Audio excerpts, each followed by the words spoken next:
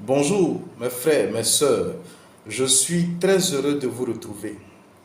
Mes frères, mes sœurs, il y a quelque chose qui se passe. Il y a quelque chose qui se trame. Et je veux attirer votre attention sur cette situation. Il s'agit du président Gbagbo Laurent. Le président Gbagbo Laurent est pris en otage. Mes frères, il y a une prise d'otage sur la personne de Gbagbo Laurent. Mes frères, mes sœurs, Gbagbo ne se porte pas bien parce qu'il est pris en otage. Et mes frères, mes sœurs, nous devons tout faire pour le libérer de cette prise d'otage-là. Il est pris en otage par qui? Par ses partisans. Par ses partisans, mes frères, mes sœurs. Les partisans de Gbagbo l'ont pris en otage. Les partisans de Gbagbo séquestrent Gbagbo. Les partisans de Gbagbo, je dirais, embrigadent Gbagbo. Ils l'emprisonnent à nouveau. Ce n'est pas juste. Ce n'est pas juste, mes frères, mes sœurs. Et nous devons vraiment tout faire pour que cela cesse. Vous voyez, Gbagbo, ce n'est pas la priorité, ce n'est pas comment je peux la propriété, voilà ce que je voulais dire, la propriété d'un groupe de personnes. Gbagbo là, ce n'est pas la propriété d'un groupe de personnes, ce n'est pas la propriété des BT, ce n'est pas la propriété du FPI, ce n'est pas la propriété du PPACI, ce n'est la propriété de personne. Gbagbo appartient à Dieu. Gbagbo appartient à Dieu. Vous voyez? Et donc, mes frères, mes sœurs, nous devons interpeller Dieu sur la prise d'otage de son enfant. Vous voyez ça? Parce qu'il y a des personnes qui ont de la haine dans leur cœur et qui veulent utiliser Gbagbo pour assouvir leurs desseins. Il y a des personnes qui ont de la vengeance dans leur cœur et qui veulent utiliser Gbagbo pour assouvir leurs desseins. Mes frères, mes sœurs, oui. Tous ceux qui sont aujourd'hui en train de parler de Gbagbo, de Gbagbo, de Gbagbo, de Gbagbo, mes frères, c'est pour une raison. C'est pour une raison. Vous voyez, d'abord, il y a ceux qui étaient là avec Gbagbo avant, qui dirigeaient le pays. Ils ont eu la gloire. Aujourd'hui, cette gloire a disparu. Ils sont avec Gbagbo, espérant qu'ils vont retrouver encore cette gloire-là. Vous voyez ça? Parce qu'aujourd'hui, ça ne va pas. Ils ont besoin d'avoir une situation. Donc, ils sont derrière Gbagbo. Même si Gbagbo n'est pas président, mais au moins si on dit, voilà, on veut faire une réconciliation, Gbagbo, il faut nous envoyer tes partisans pour qu'ils puissent, tes collaborateurs, pour qu'ils puissent rentrer dans un gouvernement, mais on va leur donner quelques postes. Ces personnes-là espèrent en ça. Donc, ils ne veulent même pas que Gbagbo dise quoi que ce soit. Il y a un cas. Et ça, c'est un groupe de personnes. Et il y a d'autres personnes, quand Gbagbo était là avant, ils n'étaient pas à côté de lui. Ils n'avaient pas aussi les honneurs. Aujourd'hui que Gbagbo est proche de ces personnes-là, ils veulent aussi des honneurs. Ils veulent aussi leur temps d'honneur. Il y a ces personnes-là. Et il y a des personnes qui veulent se venger. Qui veulent se venger parce que la situation que la Côte d'Ivoire a traversée, ils ont beaucoup perdu. Donc eux aussi, ils veulent que ça se renverse pour qu'ils puissent aller se venger. Vous voyez? Il y a des personnes, eux simplement, ils veulent avoir leur nom, le nom de leurs parents à la tête. Donc, ils sont prêts à tout. Et c'est ceux-là qui ne veulent pas que Gbagbo se repose. C'est ceux-là qui ne veulent pas que Gbagbo, je dirais, se repose. Que Gbagbo se retire. Mes frères, mes sœurs, Gbagbo est fatigué. Gbagbo, là, charnellement, là, il est fatigué. Le travail que lui demande d'être président, là, l'épuise physiquement, mes frères, mes sœurs. Et comme il voit des gens qui lui disent, Gbagbo, Gbagbo, on veut de toi, Gbagbo, il est obligé, parce que ce monsieur-là, il a un cœur qui est faible. Il a beaucoup de défauts, mais son cœur est trop faible.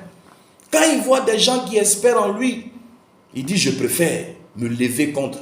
Je préfère attaquer. Je préfère me rendre justice moi-même à cause de ces personnes-là. oubliant que ces personnes ne sont pas sincères avec lui, oubliant que ces personnes ne lui disent pas la vérité. Ils veulent l'utiliser. Ils veulent l'utiliser. Mes frères, mes sœurs, celui qui est intelligent et qui aime Gbagbo, vous voyez, il va se plancher sur la vie de Gbagbo. Il va réfléchir, qui est Gbagbo? Pourquoi ce personnage-là subit tout ça? Vous voyez, celui qui aime quelqu'un, il cherche à le comprendre, à comprendre Gbagbo. Ça, c'est ceux qui aiment Gbagbo. Et à, je dirais, voir son chemin et à accepter ce chemin-là. Ceux qui aiment Gbagbo doivent accepter le chemin qui est établi pour Gbagbo. Parce que Gbagbo, là, il a un chemin qui est tout tracé par Dieu. Vous voyez ça? Il a un chemin qui est tout tracé par Dieu. Et le chemin qui est tout tracé par Dieu, là, aujourd'hui, demande que Gbagbo se retire de la politique.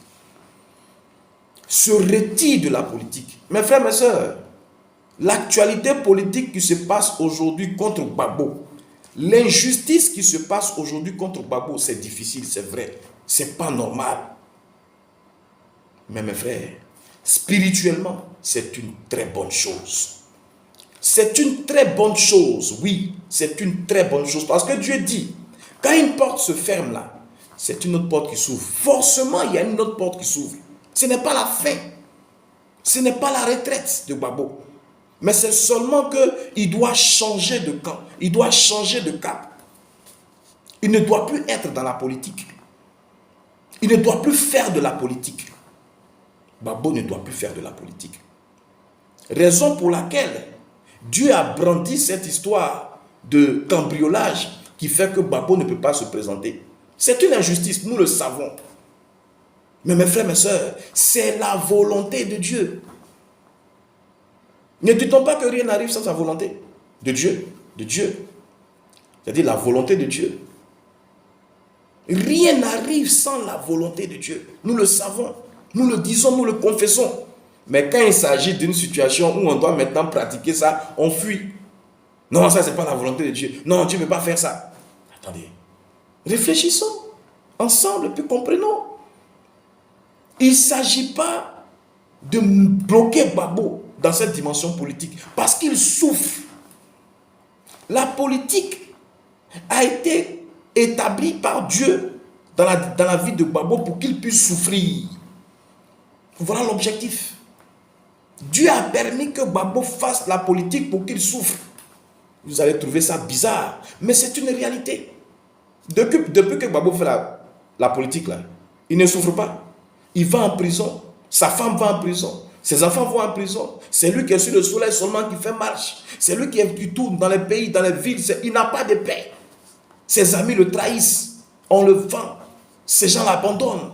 Il y a des reconnexions. Il y a des gens qui le laissent. Tromperie, ceci, cela, mauvaise compagnie. On le frappe. On le bastonne. C'est pas la souffrance, ça. Mes frères, Dieu a voulu que Gbagbo fasse la politique pour qu'il puisse souffrir. C'est tout. Pourquoi Dieu veut que Gbagbo souffre? Parce que, mes frères, mes sœurs, il n'y a pas d'élévation sans souffrance. Il n'y a pas d'élévation sans souffrance. Gbagbo a été appelé à être élevé. Gbagbo doit être élevé. Mais son élévation, là, il faut qu'il traverse la souffrance. C'est comme une formation. Il faut qu'il apprenne. Mes frères, je vais vous dire au passage que la souffrance, là, c'est un gain. La souffrance est un gain. Quand tu souffres, là, c'est vrai, ça fait mal. Mais il ne faut pas penser que c'est la fin. Il faut analyser pourquoi tu souffres. Qu'est-ce que tu as fait? Tu es rentré là. Comment ça s'est passé? Tout ce que tu vis dans la souffrance là, il faut analyser pour que lorsque tu seras dans ton temps de travail, tu ne puisses pas reproduire cela. Tu puisses éviter cela. C'est comme si Dieu te montrait que voilà ce que je t'emmène à faire. Mais il y a des choses que tu ne dois pas faire pendant ton travail. Je vais te montrer ça. Mais si je te dis simplement ça, tu ne vas pas comprendre. Non, je vais te donner qu'est-ce que ça fait comme conséquence quand tu prends un mauvais chemin. Quand c'est comme ça, tu comprends très bien Et dans ton travail, quand tu vois cette chose venir là, tu évites, tu vas très loin de ça. Tu es averti. Voilà la dimension de la souffrance. Pour que nous soyons élevés. Mais par contre, il y a des gens qui souffrent et puis ils oublient que tu dois être élevé et puis ils meurent dans la souffrance. Ils n'espèrent pas, ils ne se projettent pas. Et puis on meurt dans la souffrance. C'est pour ça que Dieu dit vous mourrez comme des hommes. Parce que l'homme est limité. Il ne voit pas loin. Vous comprenez ça? Il n'y a pas d'élévation sans humiliation. Voilà. Mais pour que Gbagbo soit humilié et qu'il souffre là, il fallait qu'il fasse la politique.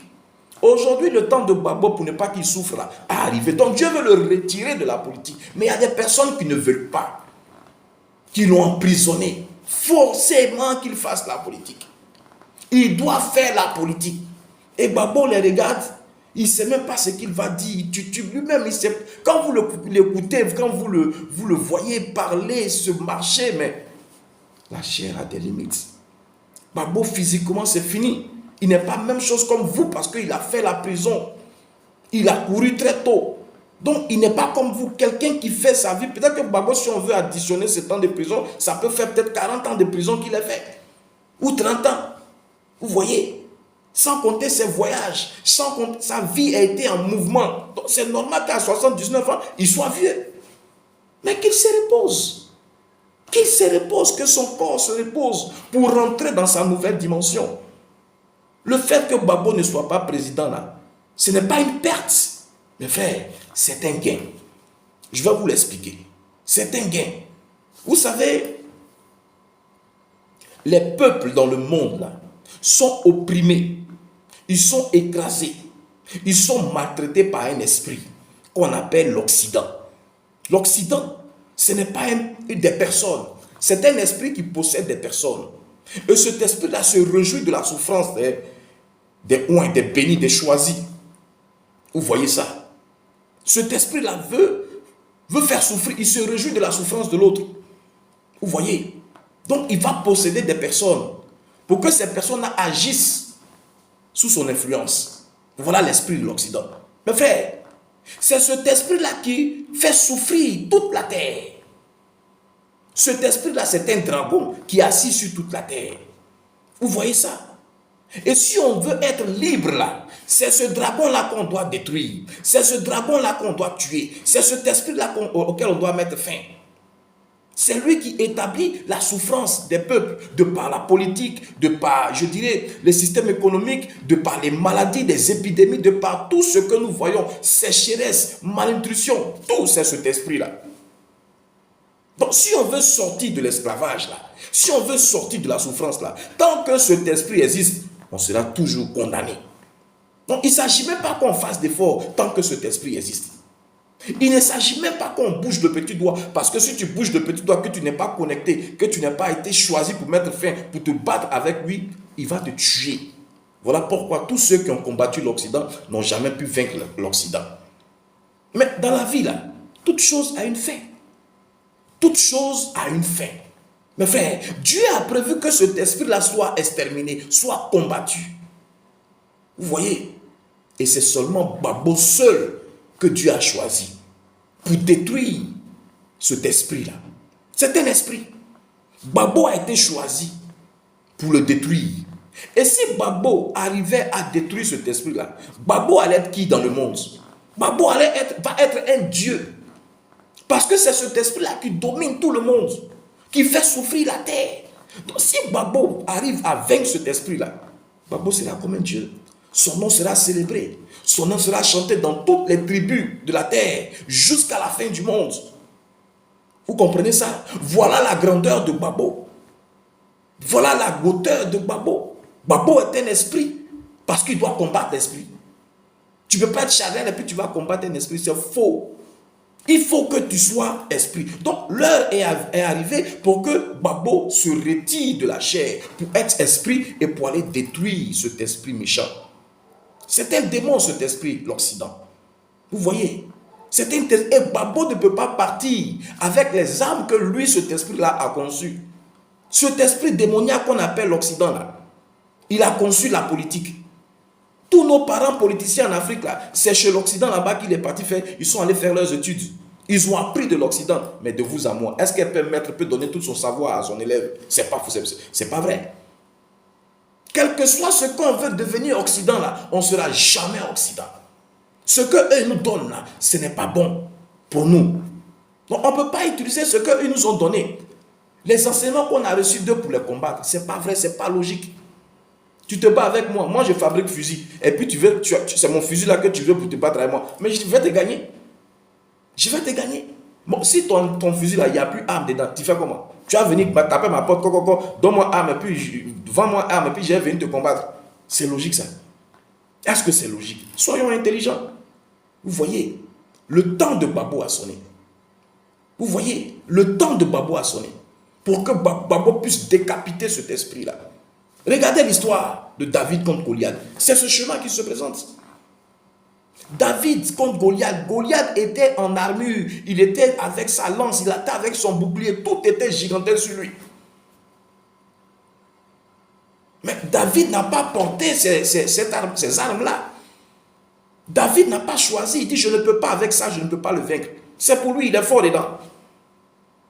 Et lui, donc, David dit, tu viens contre moi avec la lance. Mais moi, je viens contre toi avec Dieu. Mes frères, ça ne vous dit rien. Ça ne vous dit rien. C'est avec Dieu qu'on détruit cet esprit-là. C'est avec Dieu que Babo va libérer cet esprit, va tuer cet esprit-là et libérer tous les peuples esclaves de cet Occident-là. Mais comment Babo devient Dieu? Parce qu'il faut qu'il parte contre cet esprit-là étant Dieu. Comment donc on devient Dieu? Mes frères, on devient Dieu parce que Jésus-Christ l'a déjà démontré à la croix.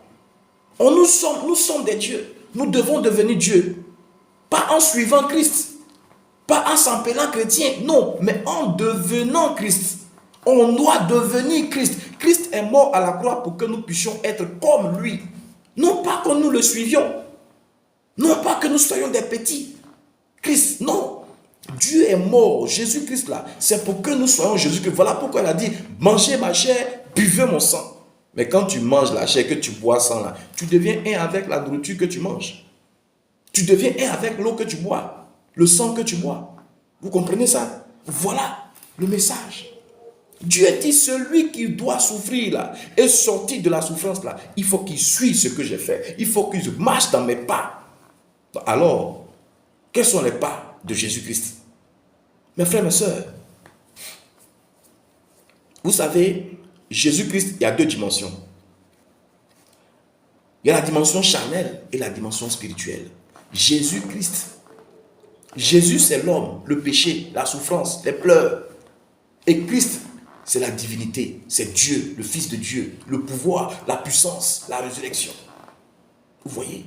Dieu nous demande de passer de la dimension de Jésus à Christ. C'est un passage. Vous voyez ça? C'est un passage. Tant qu'on est Jésus, on va souffrir. On va nous frapper. On va nous humilier. On va nous écraser. On va nous dominer. Mais quand on devient Christ là, on domine la mort. Et la mort, c'est la souffrance. C'est cet esprit-là.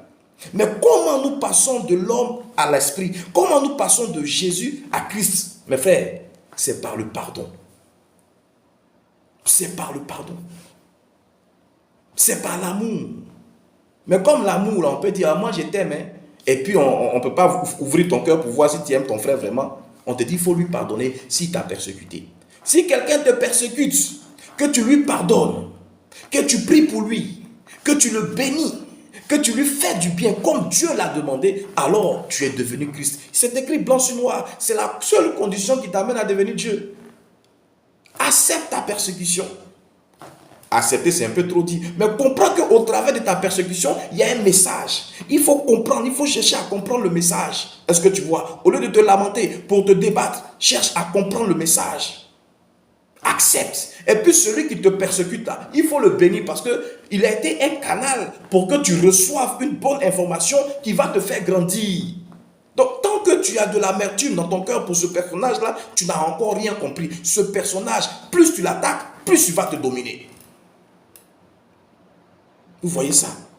Voilà la science spirituelle. Aujourd'hui, tous ceux qui traitent injustement Babo là, mes frères, ce n'est pas de leur chef. Tous ceux qui disent que Gbagbo ne va pas faire comme ça, tous ceux qui ont frappé Gbagbo, tous ceux qui ont mis Gbagbo en prison, tous ceux qui l'ont humilié, tous ceux qui l'ont trahi, non, ce n'est pas de leur faute. Ils ont été utilisés pour pouvoir apporter à Gbagbo un message qu'il doit comprendre. Vous voyez? Et quand il aura compris ce message-là, avant de sortir de cette souffrance-là, il doit d'abord libérer ceux qui l'ont persécuté en pardonnant, en priant pour eux, comme Jésus-Christ a fait. Seigneur, pardonne à mes persécuteurs parce qu'ils ne savent pas ce qu'ils font. S'ils savaient, ils n'auraient pas fait ça. Aujourd'hui, moi je connais, donc je te demande pardon, libère-les.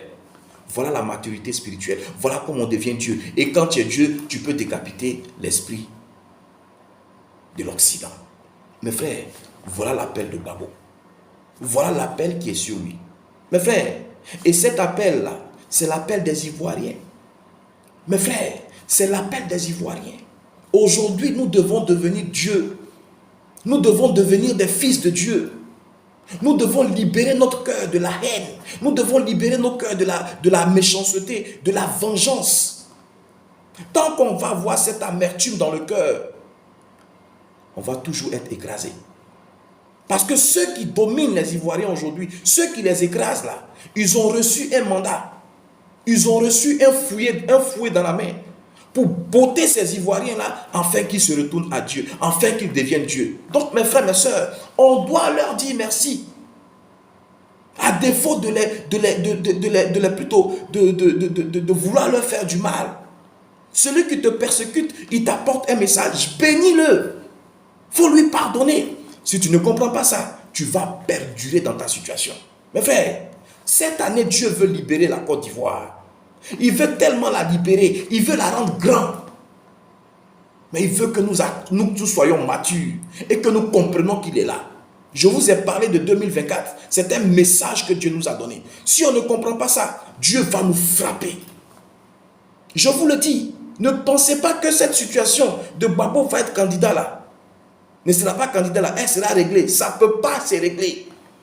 Jamais Gbagbo sera président. Même si le président Alassane donne un décret pour que Gbagbo vienne être éligible, passer pour être candidat là, quelque chose d'autre va survenir pour que Gbagbo ne soit pas candidat. Vous voyez ça? C'est la vérité. Comprenez. Vous voyez? Et ne vous battez pas. N'allez pas tête baissée. Donnez votre coup pour que ce soit égorgé. Ça soit coupé. Ce n'est pas être intelligent. Analysez toutes choses. Vous comprenez? Il y a un obstacle. Tu ne t'assois pas pour réfléchir, tu fonces dans l'obstacle. Mais tu es stupide. Tu es stupide. Vous voyez? Et moi, j'ai mal quand je vois des gens qui sont en train, il y a un gros trou qui est creusé, et puis ils sont en train de courir pour aller tomber dans ce trou-là. Ça me fait très mal.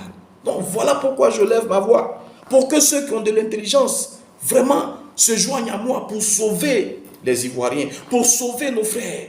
Mes frères, quand je demande à mes frères, à mes soeurs de partager mes vidéos, je ne suis pas venu commander des vues. Je ne ressemble pas à quelqu'un qui commande des vues. Vous voyez, je ne suis pas là pour faire des vidéos. Mais à cause d'une situation, il faut que nous venions, nous nous levons et que nous luttions contre cette situation-là. Mes frères, l'esprit de haine, le diable, il sait qu'il sera détruit. Donc il veut partir avec beaucoup. Donc il attise la haine. Il attise la haine. Il attise la haine dans le cœur des gens. Parce que pendant ces déluges-là, c'est ceux qui auront de la haine, là, l'amertume, là, la vengeance, là, c'est ceux-là qui vont partir. Mes frères, vous voyez quand le peuple de Dieu devait sortir d'Égypte, qu'est-ce qui s'est passé? Il y a un esprit de mort qui est passé. Vous voyez, pour que les Égyptiens disparaissent. Vous voyez, mais quelles sont les instructions que Dieu a données? Mangez l'agneau. Mangez avec des feuilles amères. Mangez comme ça, prenez le sang, mettez sur le linteau de vos portes. Qu'est-ce que ça veut dire? Pourquoi aujourd'hui ce message-là, nous devons l'analyser? Parce qu'il y a un esprit de mort qui arrive sur cette nation pour libérer la Côte d'Ivoire. Vous voyez? Et ceux qui doivent être protégés là, ceux qui vont être protégés là, c'est en Christ. Mais il ne s'agit pas d'être des chrétiens. Il ne s'agit pas de suivre Christ. Il ne s'agit pas d'être des petits Christ, mais il s'agit de devenir Christ. Voilà pourquoi on doit manger la chair. Devenons Christ. Et impliquons le sang de l'agneau sur nos maisons. Ça veut dire quoi? Dans nos maisons, dans nos cœurs, on doit enlever tout ce qui est amertume. Voilà pourquoi il nous a parlé des feuilles amères. Enlevez l'amertume. Enlevez l'amertume de vos cœurs. Enlevez l'angoisse. Enlevez la haine. Enlevez la méchanceté. la sorcellerie. Libérez vos cœurs de tout ce qui est noir. Si dans ton cœur, il y a de la noirceur, que l'esprit passe là, tu vas tomber. Acceptez, pardonnez. Vous voyez, répentez-vous du mal. Si vous avez fait du mal à quelqu'un là, demandez-lui pardon. Ça ne coûte rien. Vous aussi, bien avant que la personne se lève, vous venez vous demander pardon là. Pardonnez. Soignez vos cœurs. Sinon, avant ça là, tension va vous tuer. Diabète va vous tuer, insuffisance rénale, tout ce qui est maladie là, c'est le cœur, l'état de votre cœur. Mes frères, soignons-nous, guérissons-nous, et puis laissons tout ce qui est blabla, abomination là. Donc quand je dis qu'on n'a qu'à partager, mes frères, vous savez, le mal là, il envoie des messages de haine. Et ça remplit la toile, ça remplit les réseaux sociaux que beaucoup d'Ivoiriens écoutent, regardent. Donc, inconsciemment, là, le diable met dans leur cœur la haine. Ils regardent, non, ils ne réagissent pas, non, mais il y a quelque chose qui est sémé dans leur être. Et qu'au moment opportun, le diable va utiliser. Vous comprenez? On appelle ça l'insémination. Nous aussi, nous devons faire pareil.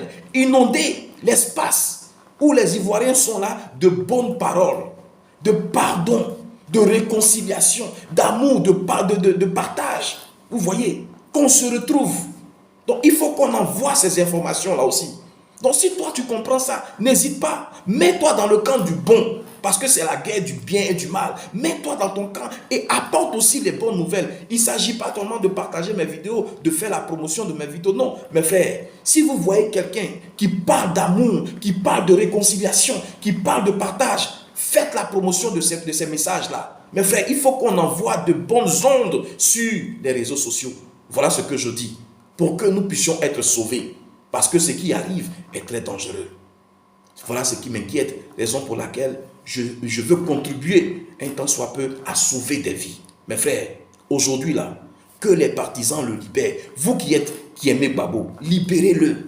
Que la volonté de Dieu soit établie. Ne l'obligez pas à se ridiculiser. N'obligez pas à être comme quelqu'un qu'on transporte parce que vous voulez simplement qu'il soit président pour pouvoir faire ce que vous avez envie de faire. C'est méchant. Je ne dis pas que vous le faites consciemment. Beaucoup le font inconsciemment. Beaucoup le font inconsciemment. Laissez Babo. Que ce que Dieu a prévu pour lui là n'a qu'à arriver. Personne ne détient quoi que ce soit si ce n'est que Dieu. Vous comprenez? Aujourd'hui là, celui qui est ivoirien là, on doit le voir dans cette attitude là. Amener les gens à ne pas mourir. Mais celui qui va envoyer ses partisans à mourir, celui qui va envoyer son frère à se tuer, il n'est pas ivoirien. Et Dieu va le juger. Voilà ce que je voulais dire, mes frères, mes soeurs. Soyez bénis et on se retrouve très bientôt.